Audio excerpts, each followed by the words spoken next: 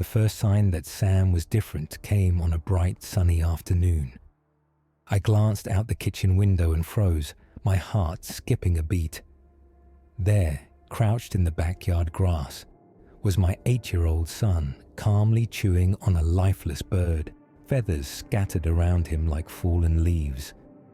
My stomach churned as I ran outside, panic flaring inside my chest. I wrenched open his small, bloodied fist and threw the tiny, mangled creature away, shuddering at the sight. Sam simply stared up at me, his eyes empty and untroubled.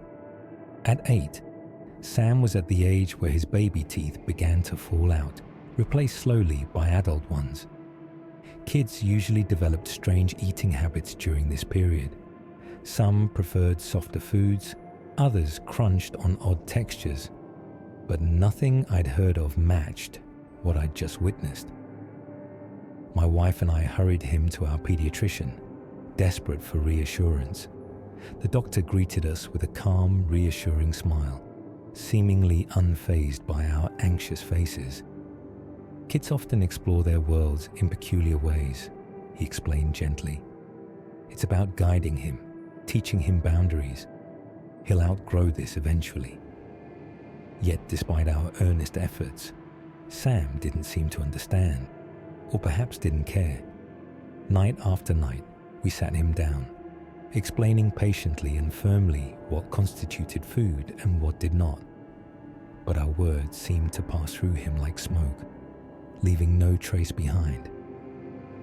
One afternoon, terror gripped my wife when Sam went missing inside the house. She called out for him, her voice rising with worry as each room turned up empty. Eventually, a dark intuition led her down to the basement.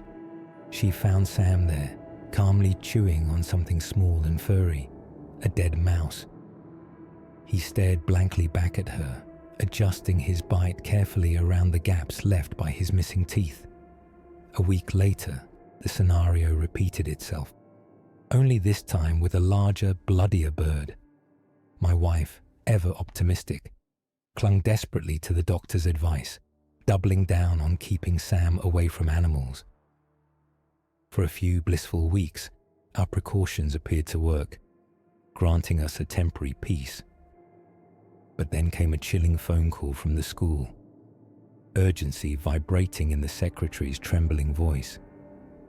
Sam had bitten a classmate, his teeth sinking into the child's shoulder deeply enough to nearly rip away flesh. When we arrived, hearts racing with dread, the injured boy had already been taken to receive medical care. Sam sat silently at his desk, his eyes vacant, absently licking blood off his small fingers as though savoring the taste. The school immediately suspended him, leaving no room for doubt. Something was dreadfully wrong with our son.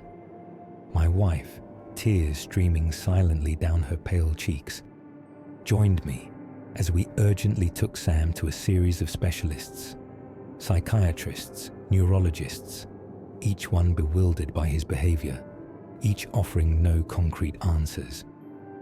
In desperation, I even called the adoption agency that had brought Sam into our lives, hoping to uncover something, anything, from his mysterious past. Yet, the agency's phone number had inexplicably ceased to exist. Hours later, exhausted from tests and unanswered questions, we returned home, the medical evaluation still pending. Sam, oblivious to the chaos he'd caused, retreated to his bedroom, playing contentedly with his toy cars, appearing as angelic and innocent as always. At dinner, he hardly touched his food, but otherwise, his demeanor betrayed nothing of the horror he'd recently inflicted. The following morning, pressing work matters drew me reluctantly from home, promising my wife I'd return quickly.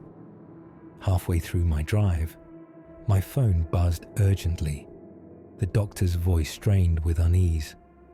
"I'm sorry to disturb you so abruptly," he began, the urgency clear in his tone, "but you need to hear this immediately." My heart raced as I pulled over and opened an email at his insistence. Swiping through Sam's x-rays, confusion quickly gave way to sheer horror.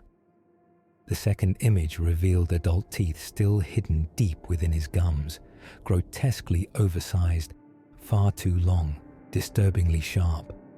His developing canines rose ominously high into his jaw, more akin to something predatory, something unmistakably monstrous. "Bring him in now," the doctor commanded, his voice betraying a deep, unsettled fear. "We've never seen anything like this." Fear constricted my chest as I dialed my wife again and again, receiving only silence in return. My mind spiraled as I raced home, dread building with each passing moment. When I finally crashed through the front door, I froze, trapped in a nightmare that seared itself into my memory. My wife's body lay sprawled across the living room floor, drained, pale, and lifeless as snow. Sam knelt quietly beside her, his small face smeared red. His tiny mouth opened and closed deliberately, tearing chunks from her neck with a chillingly serene joy, savoring each bite with the innocence of a child tasting fresh, juicy fruit. The end.